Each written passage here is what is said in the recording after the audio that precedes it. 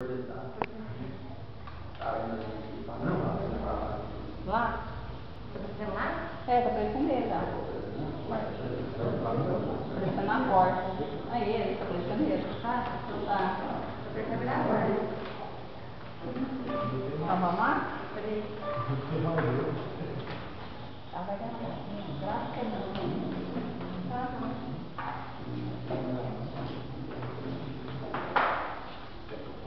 Pode? Pronto aí? Gravando. Boa noite. Boa noite. Esse trabalho aí, conforme solicitado na plataforma pela professora Dulce Maria Pereira, foi elaborado pelos alunos Leonardo da Silva, Márcio Henrique de Oliveira, Paulo Ailton de Faria e esses falam dentro da disciplina Políticas Públicas Educacionais, extraímos o tema Síntese das Políticas Públicas Educacionais no Brasil, no qual foi a seguinte.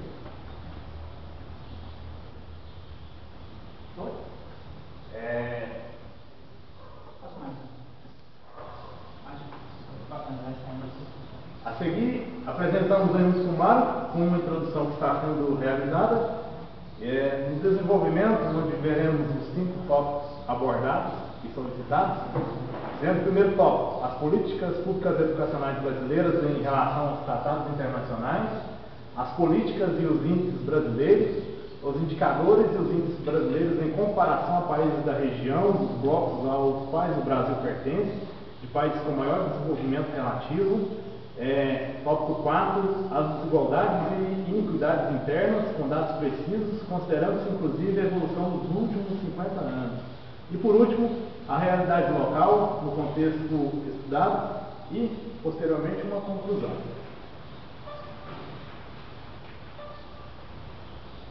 Bom, dentro do primeiro tópico, as políticas educacionais brasileiras em relação aos tratados internacionais. Gostaria de frisar o que significa política pública.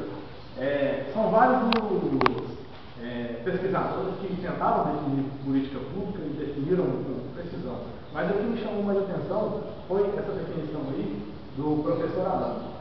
Política pública é tudo que um governo faz ou deixa de fazer, com todos os impactos de suas ações e de suas omissões. Para falar sobre política pública educacional, muitas vezes, sem perceber, a gente trata no nosso dia a dia de política pública educacional, dentro dessa definição aí. Ao sugerirmos, ao criticarmos, né, ao apontarmos erros, defeitos, terceiro elogios, a gente intrinsecamente está tratando de política pública educacional. A diferença é que nós somos agentes, né, do governo e ainda não estamos capacitados para isso, para chegar a esse objetivo.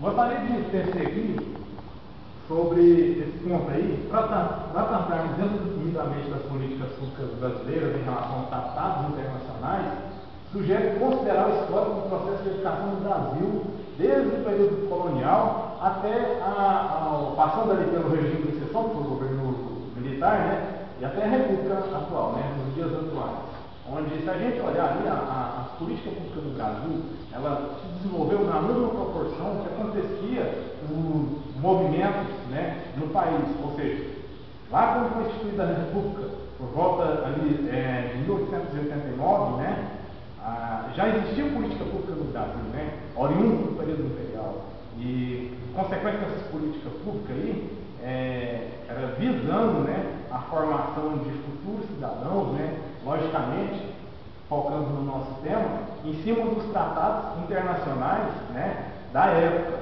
E com o decorrer da palestra, nós vamos ver que esses tratados foram evoluindo, até chegar ao século XXI, onde conseguimos aí alcançar níveis satisfatórios em cima dessa que eu chamaria de pressão internacional para que o Brasil desenvolvesse políticas públicas primando pelo desenvolvimento da sociedade.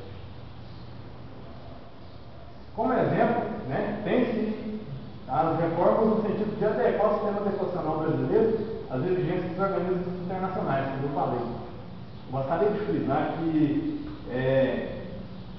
por volta de 1964, já entrando ali no regime de exceção, né, foi desenvolvida uma política do MEC com essa USAID, que significa Agência dos Estados Unidos para o Desenvolvimento Internacional, aqui o termo aparece em inglês, onde houve ali um marco revolucionário na política de educação tratada no Brasil na época. É lógico que isso daí tem seus pontos, né, críticos negativos e alguma coisa positiva para se extrair disso daí. Um dos exemplos aí, curso primário de 5 anos e ginasial, eles foram fundidos, né? Antigamente a gente falava ginasial, né? Falava primário, foram fundidos, chamando de primeiro grau, com duração de 8 anos. E o próximo grau, né, foi denominado aí segundo grau, né? Com duração de 3 anos. Né? Permanece até hoje. E o curso universitário denominado terceiro grau. Pode passar de novo. Bom, quanto a esse tópico aí, trata sobre a ajuda externa. É importante frisar que um país em desenvolvimento como o nosso, os demais países da América Latina, né, que engloba ali a parte da América Central e América do Sul, eles são países em desenvolvimento e são visados aí por várias organizações que só injetam dinheiro se o país tiver investimento na educação. Então, daí voltando aí tema aí, a nossa relação com os tratados educacionais está diretamente ligada à pressão externa e ela é exercida ali em cima do país. Mais adiante a gente vai ver as organizações, né, o que o país tem feito em relação de tratados, de programas, para desenvolver isso aí. Cita aí vários eventos, né, conforme o slide apresenta, marcou e continua influenciando a adoção de compromissos, né? São os tratados pelos países participantes. O PROMEDLAC, que é o Projeto Principal de Educação para a América Latina e Caribe, assinado em 79, depois foi chamado de PRELAC, é um bom exemplo aí dentro da temática sugerida pela professora aí, para citar política educacional brasileira em relação ao tratado internacional. Em 1980, criando o ECA na Convenção das Nações Unidas sobre os Direitos da Criança, né? Foi esse programa que eu acabei de citar, e outros eventos que seguiram, Conferência Mundial de Educação, né? Encontro Mundial de Cultura da Criança, Encontro de Nova Delhi, reunião de Kingston na Jamaica, qual o Brasil foi participante. Então, todas essas convenções, todas essas regiões aí, originavam-se, saía carta, saía tratado, saía, né, algum acordo, que, lógico, né, há uma cadência não igual ao país desenvolvido, a gente via aos poucos aí, reflexo aí na nossa cultura educacional.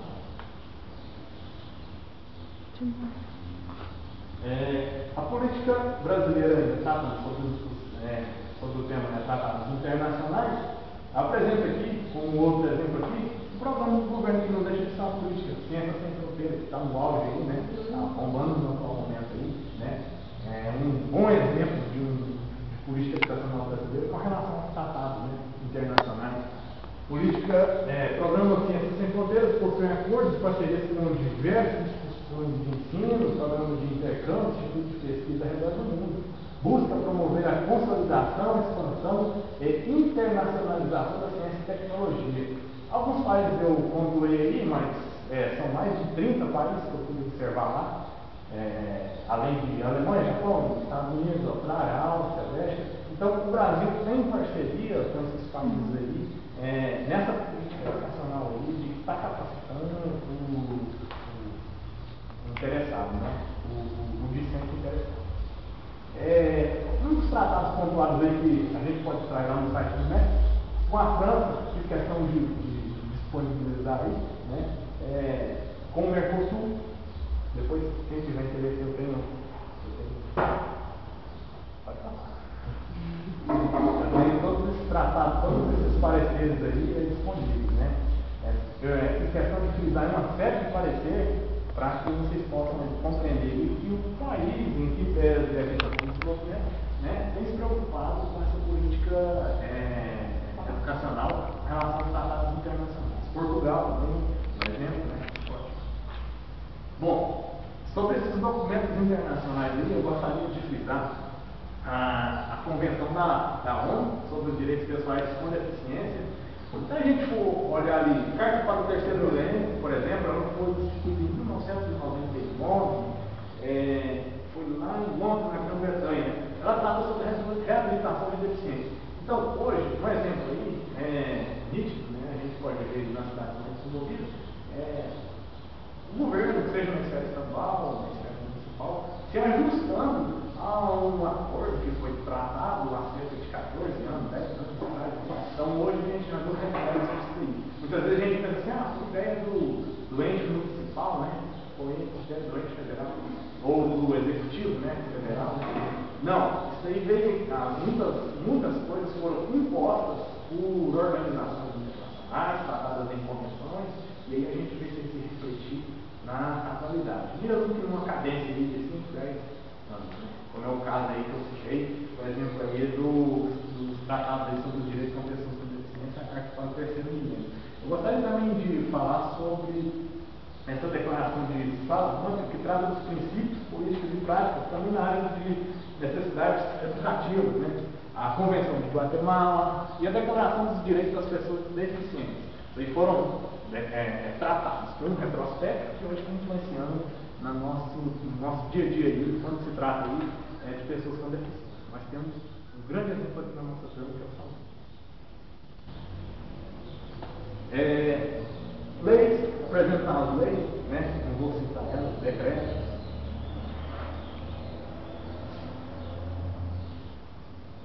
Bom, diversas. Eu fiz questão de estudar sobre a Unesco, porque a gente muito se fala estampado em camiseta, time de futebol, Unesco, etc., eles nem sabem o que significa, né? Unesco é a Organização das Nações Unidas para a Educação, Ciência e Cultura. Essa organização aí, essa agência vinculada à ONU, ela foi criada em 1948, aliás, em 1945, fundada em 1945, e em 1948 recomendou que os Estados-membros deveriam tornar o ensino primário, obrigatório e universal. Então, resultado também da pressão dessa agência da ONU aí, nós vemos algum andar ali, né, no desenvolvimento das políticas públicas educacionais. Tem também o Unicef, Fundo das Nações Unidas para a Infância, que também exerce uma certa pressão, né, de índice e tudo mais, para que o país se aprimore. PROEDUNAC, já falei, o PREAL também, interessante programa de promoção da reforma educacional na América Latina, que é mais regional, administrado pelo BID. Banco Mundial é uma instituição financeira internacional que fornece empréstimos para países em desenvolvimento em programas de capital, né? Composto pelo BID e pelo IT. Por que eu estou falando? Porque isso traz respeito à política que é desenvolvida externa, né? E que influencia a nossa política interna.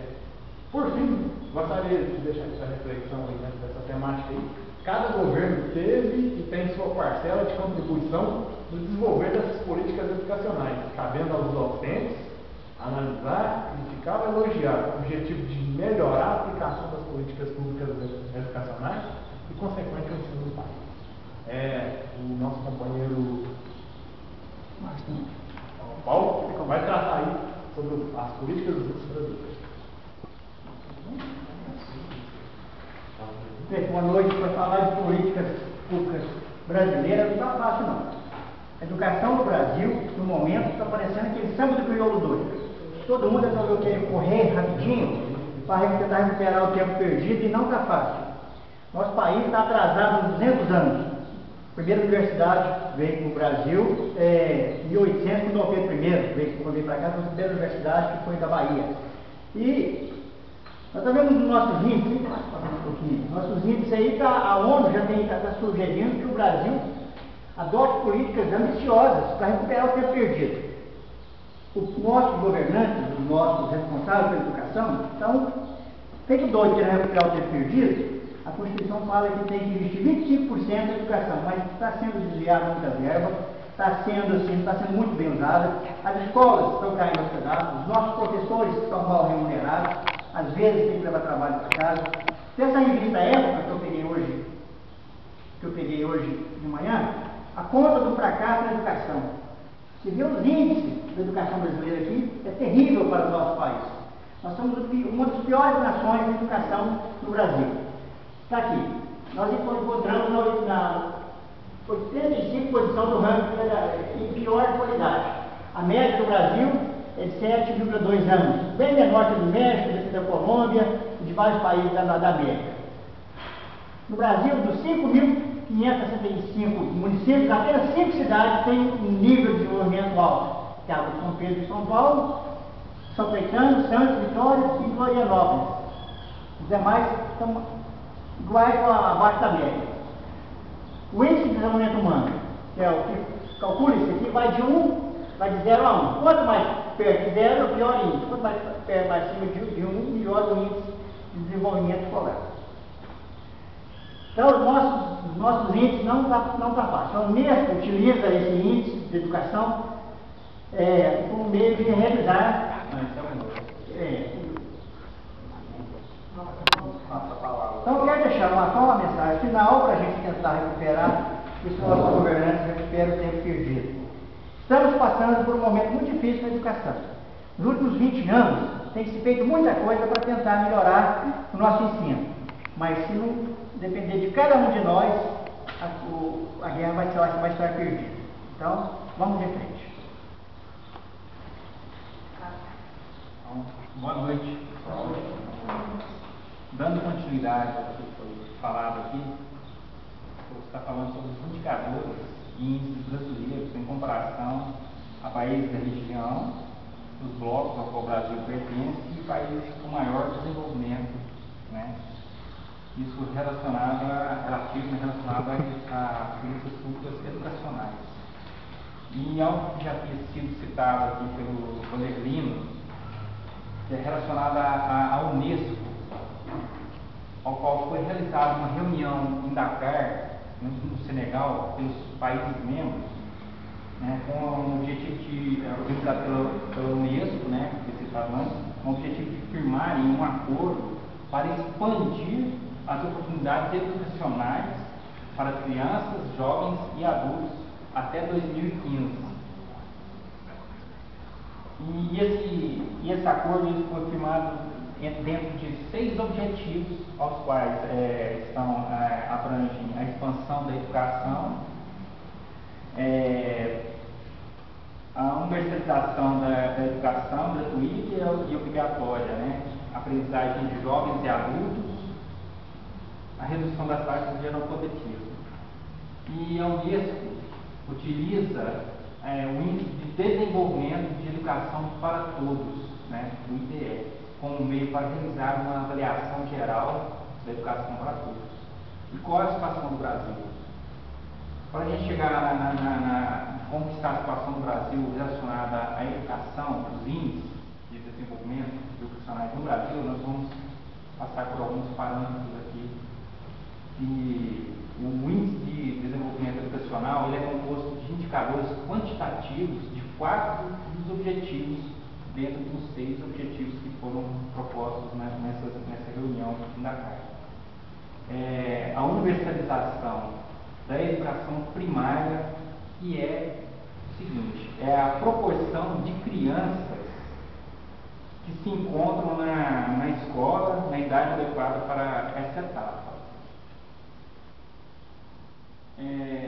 Outro componente do Índice de Desenvolvimento da Educação é o Índice de Paridade de Gêneros específico para a educação para todos, usado para mostrar até que ponto há ou não igualdade na participação de homens e mulheres na educação, dividindo o valor de determinado indicador alcançado pelas mulheres pelo valor atingido pelos homens.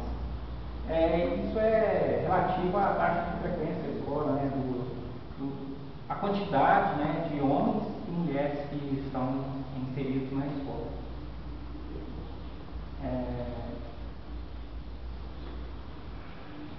No índice de desenvolvimento de educação, ele é composto por índices de paridade relativos a 3 indicadores: taxa de frequência à escola, os que se encontram na idade própria para o ensino primário, a mesma taxa para os que se encontram na idade esperada para o ensino médio e a taxa de analfabetismo.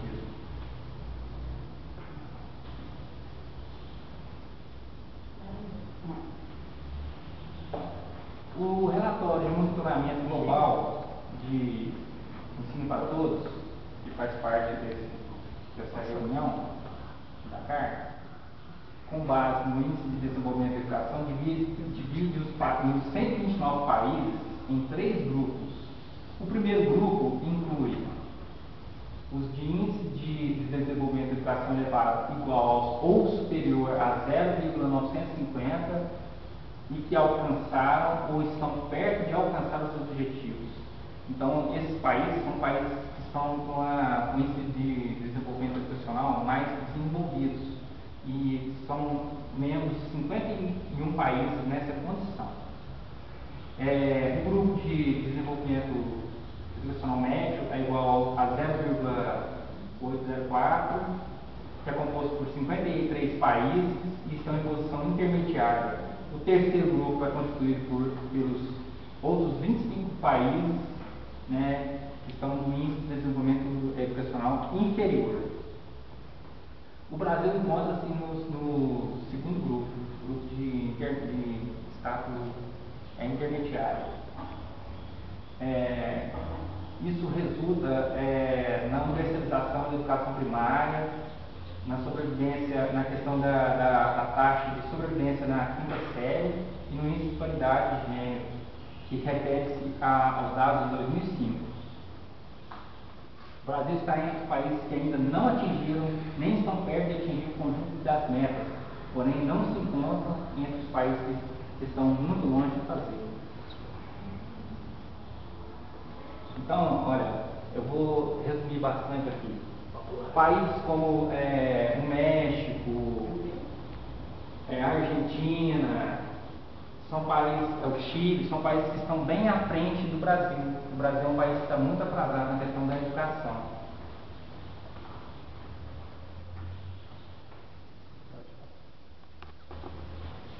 Os países sul-americanos, também no nível intermediário, junto com o Brasil, como Venezuela, Peru, Colômbia, a Argentina e o Chile, estão em situação bem mais favoráveis. Né?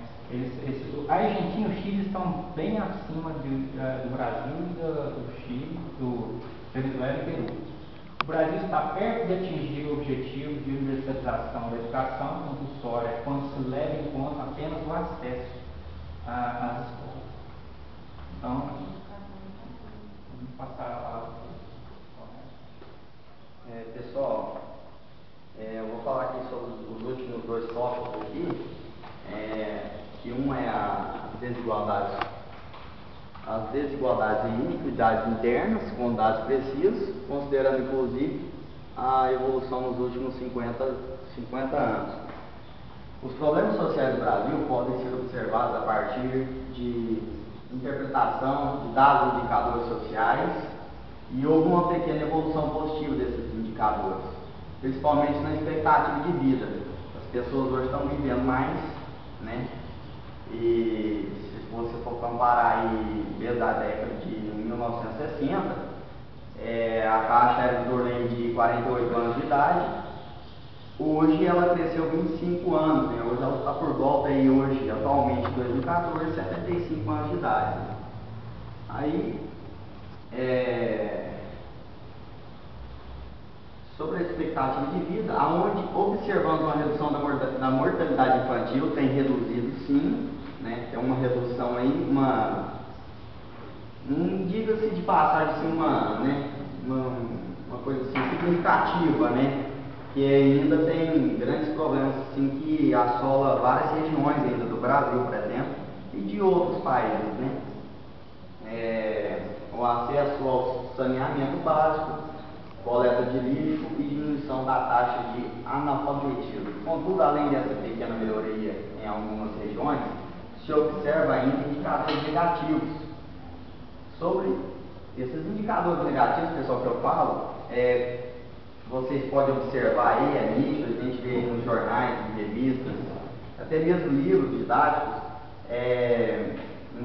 nesse contexto aí, o analfabetismo, por exemplo, na região Nordeste, há um alto índice, né? Enquanto isso na região Sul, é o melhor índice, né? Lá não existe essa desigualdade, assim, lá é uma coisa mais evoluída, né? inclusive até o IDH que eu vou falar daqui um pouco. Aí, sobre esses aspectos regionais, o Brasil é considerado o país menos desigual da América Latina. Embora as capitais Goiânia, Fortaleza, Belo Horizonte, Brasília e Curitiba estejam entre as cidades mais desiguais do mundo, entre 141 cidades de países em desenvolvimento e as comunistas. Segundo aponta o relatório da ONU, essa pesquisa foi extraída de lá, esse foi na data em 2010, né? Isso é recente, esse dado aí. Além de todos esses problemas, temos as desigualdades sociais. É o caso que nossos colegas já apresentaram em outros trabalhos, e o que a gente, meus amigos aí de trabalho aí já apresentou e falou um pouco sobre isso. Você vê aí as pessoas com baixas rendas, onde em vários lugares, isso é notável, migrações externas à procura de trabalho, como na região Nordeste, né? Que as pessoas migram em busca de emprego, até mesmo para Minas Gerais, para São Paulo é o foco, né? Em busca do desenvolvimento. E ocorre devido à falta de trabalho em determinadas regiões, condições de trabalho, onde 1/3 da sociedade tem carteira de trabalho assinada. Isso é pouco. A exploração do trabalho infantil também é persistente. Conforme a Constituição nossa, ela prevê aí o menor trabalhar a partir dos 14 anos em condição de aprendiz. Mas hoje a gente não tem visto isso aí ultimamente, né? E isso conforme a pesquisa do Unicef, né, em dados relativos de 2005 a 2009, e divulgada em 2011, mostra que 14,8% dos adolescentes com idade de 15 a 17 anos de idade estão fora da escola, e a violência que cresce dia após dia, né? A gente tem visto aí também, principalmente a diferença de classes. Um outro contexto aí que eu vou falar é sobre a realidade local no contexto estudado. A realidade local, no contexto estudado, nos mostra uma reflexão do passado e do futuro, servindo de dados, indicadores que visam um entendimento do que melhorou e dos fatos negativos, para assim termos a ideia do que pode ser melhorado e ser feito para benefício de uma nação. Todos nós, como cidadãos, temos o poder de mudar indicadores negativos. Pois é cobrando os nossos governantes, na hora do voto, na hora que você elege a pessoa que está lá, é cobrando dessas pessoas de que muitas coisas vão mudar. A gente tem esse poder na mão, mas muitos ainda não sabem, né? E, dando continuação, cobrando nossos governantes, vamos conseguir esses objetivos reduzindo assim a desigualdade social, aumentando aí a expectativa de vida ainda mais. Mas por um lado isso é prejudicial, porque daqui a uns dias quase ninguém, eu acho que de modo geral, não vai conseguir mais aposentar. Mas isso aí é outro assunto. A diminuição da taxa de analfabetismo é persistente, né? A gente tem que lutar para reduzir isso aí. Muitos jovens que abandonam a escola aí, eu tive exemplo, já vi muitos aí que abandonou a escola até mesmo por muitos problemas, né? Envolve família, envolve a vida pessoal da pessoa. E a mortalidade infantil, né? Mais empregos, né? Em todo o Brasil, é uma coisa aí que está no auge também, e assim enquadrando o Brasil entre os países mais desenvolvidos. Além de todos esses problemas, temos as desigualdades sociais em rendas, onde em vários lugares, isso é notável, migrações externas ocorrem devido à falta de trabalho em determinadas regiões, melhores condições de trabalho, onde 1/3 da sociedade, parece que já está repetido isso aí, não? Passa aí, por favor. Então, pessoal,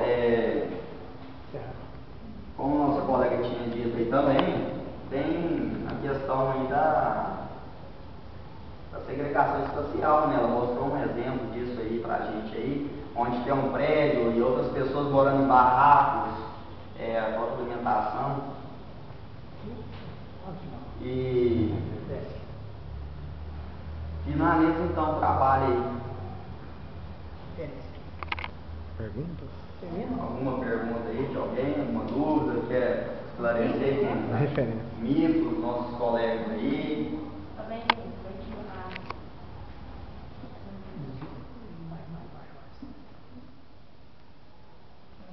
Pode, a gente finaliza então o trabalho por hoje.